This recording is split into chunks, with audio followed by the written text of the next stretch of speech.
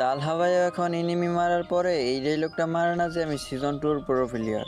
12 লল গেমারও এখন আগের মতন ইমোশনাল ভিডিওগুলো আপলোড করে না। ইটস কাব্য এখন আর কোনো লাইভ স্ট্রিমারের সাথে নো প্র্যাঙ্ক করে না। হাসির রাজা পরোরবেল আর বটলা নাইদও এখন আগের মতন একসাথে ফানি ভিডিও আপলোড করে না। জুয়েল দ্য নুব গেমারও এখন আর আগের মতন গেমের আননোন ফ্যাক্টসগুলো খুঁজে পায় না। গেম ছেড়ে চলে গেছেন বাংলাদেশের ওল্ড লেজেন্ড নাইম আলম। জান্নাত গেমিংও এখন আর আগের মতন লাইভ স্ট্রিম করে না। রোস্টেড গেমিংও এখন আর যারা আপুর সাথে প্র্যাঙ্ক ভিডিও করে না। ইন্ডিয়ার সেই ছোট ছোট বাচ্চারা এখন আর গ্রুপে এসে বলে না যে ভাই মুঝে ডিজাল গিফট কার দো।